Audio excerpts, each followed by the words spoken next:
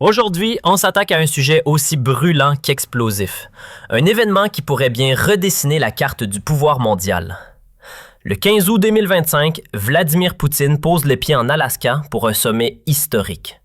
Et cette rencontre, organisée avec soin, a fait trembler les capitales du monde entier. Mais au cœur de ce tremblement politique, une question qui dérange. Zelensky doit-il plier bagage? Oui, vous avez bien lu. Dans cette vidéo, on va démonter pièce par pièce pourquoi cette rencontre pourrait signer l'acte final de sa présidence, en quoi son refus catégorique de céder aggrave la situation ukrainienne, et comment l'approche réaliste, voire froide, de Trump et Poutine pourrait, paradoxalement, ouvrir une porte vers la paix.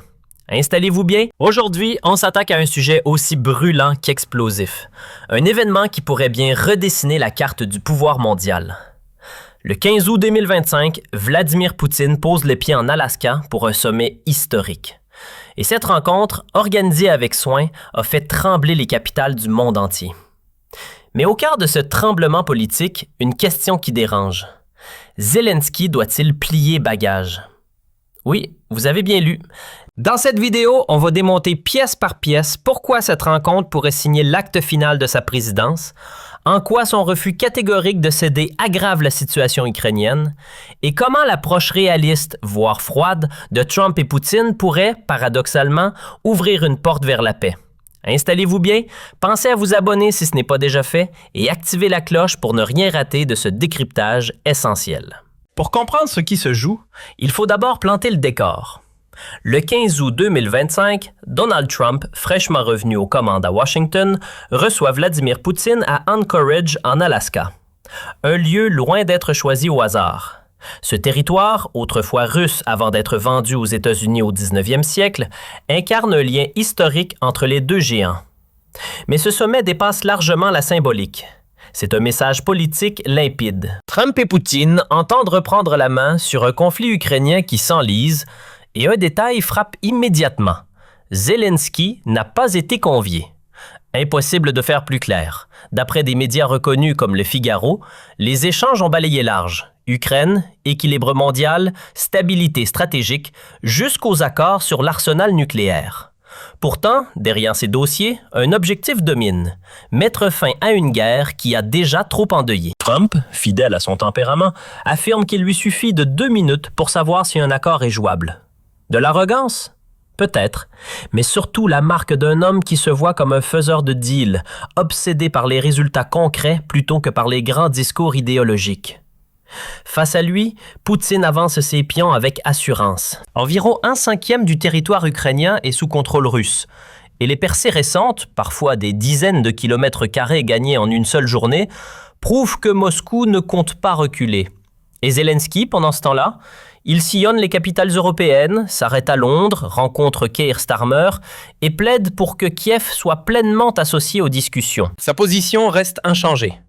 Aucune concession territoriale, aucun arrangement sur l'OTAN ou l'Union européenne et un cessez-le-feu exigé d'emblée. Une posture moralement respectable, mais politiquement fragile. De leur côté, Trump et Poutine abordent la situation avec un tout autre logiciel. Ils évoquent un compromis concret et même, selon certaines allusions de Trump, un possible redécoupage de frontières. C'est explosif, certes, mais ce genre de solution pourrait aussi faire taire les armes en Ukraine. Zelensky, lui, reste droit dans ses bottes, et plus il s'y accroche, plus l'horizon s'assombrit pour sa présidence. Depuis le début de l'invasion en février 2022, Zelensky est devenu l'icône de la résistance ukrainienne. Il a su mobiliser la nation, convaincre l'Occident de débloquer des milliards en armement et en aide financière, et pousser à des vagues de sanctions contre Moscou. Mais aujourd'hui, après 3 ans et demi de guerre, le constat est brutal. Le pays est épuisé. Les infrastructures sont dévastées, l'économie vacille, les morts se comptent par dizaines de milliers, et pourtant, aucune concession n'est envisageable pour lui. Il invoque la Constitution, rappelle l'intangibilité des frontières et exige que Kiev soit au cœur de toute négociation. Sur le papier, c'est irréprochable. Sur le terrain, c'est une autre histoire. La Russie tient déjà la Crimée, une large partie du Donbass et plusieurs zones stratégiques. Les récupérer par la force relève presque de la chimère, même avec le soutien occidental. À cela s'ajoute un autre problème, la lassitude des alliés. En Europe, la patience s'érode. À Washington, sous Trump, l'envie d'alléger l'engagement est manifeste. Alors, pourquoi continuer à foncer tête baissée? Les chiffres parlent d'eux-mêmes.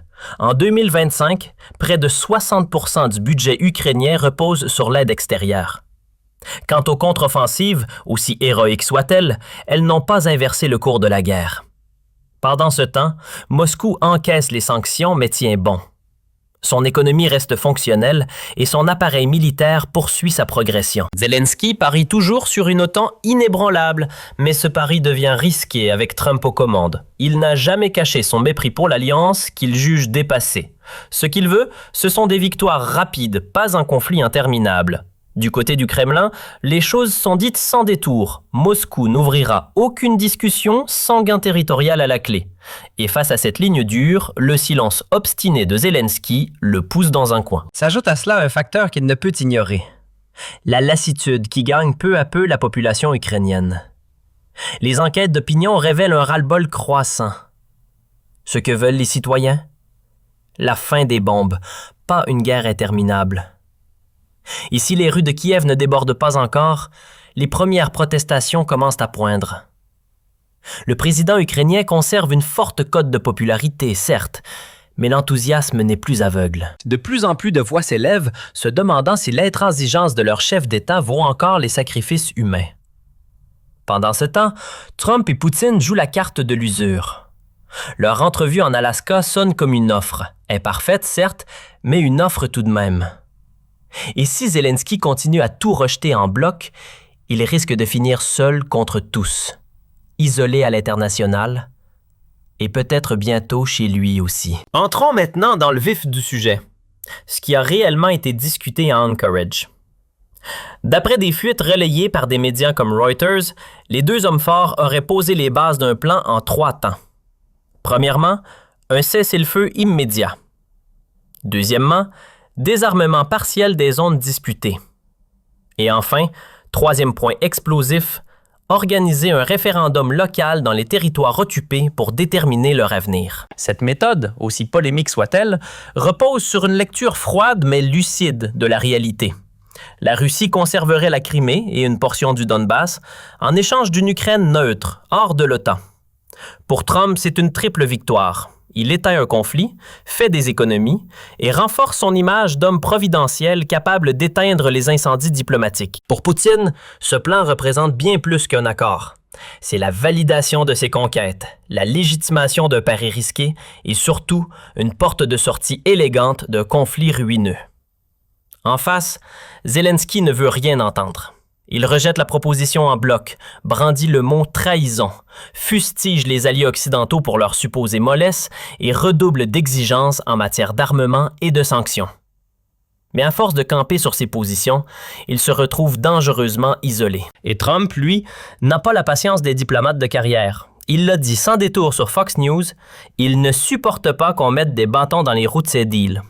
À ses yeux, continuer à financer une guerre sans fin, c'est jeter l'argent par les fenêtres. Quant à Poutine, il n'a jamais cru une seconde à la fiabilité de Zelensky, qu'il considère comme trop inféodé à l'Occident pour pouvoir négocier quoi que ce soit. En restant figé dans le refus, Zelensky alimente lui-même les critiques de ceux qui le qualifient non plus de dirigeant, mais de simple icône médiatique dont le rôle touche à sa fin. Pourquoi envisager son départ? Parce que sa stratégie s'enlise. L'armée ukrainienne ne peut plus espérer de percées décisives et le soutien international, lui, a ses limites. Refuser toute discussion, c'est prolonger les larmes, les pertes, les ruines. Que l'on apprécie ou non Trump et Poutine, leur proposition, bien qu'imparfaite, trace un chemin vers un cessez-le-feu. Y résister, c'est peut-être retarder la paix au nom d'un idéal qui coûte cher, très cher. Et surtout, il y a l'usure intérieure. Si le peuple commence à douter, si les généraux murmurent, si le Parlement regarde ailleurs, le pouvoir de Zelensky pourrait vaciller. Des figures influentes comme Oleksiy Arestovitch, son ancien bras droit, n'hésitent déjà plus à dénoncer son intransigeance. Un changement de visage à la tête du pays pourrait bien relancer le dialogue et offrir à l'Ukraine une chance de tourner la page. Ne soyons pas naïfs. Trump et Poutine ne sont pas là pour distribuer des prix de bonté. Leur projet? servir leurs propres agendas. Trump, lui, cherche un coup d'éclat diplomatique pour marquer son second mandat. Poutine, quant à lui, veut verrouiller ses conquêtes Et grignoter un peu plus l'influence de l'OTAN. Et au milieu de ce duel de géants, Zelensky ressemble de plus en plus à un joueur sans jetons à court de stratégie. Que cela lui plaise ou non, son retrait, qu'il soit choisi ou imposé, pourrait bien devenir la condition sine qua non pour relancer l'Ukraine. Il faudrait alors un dirigeant plus lucide, capable de composer avec la réalité, de parler à Trump et Poutine sans crispation et surtout de sauver ce qui peut encore l'être dans ce pays à genoux. Alors au final, qu'est-ce qu'on doit retenir? Cette rencontre en a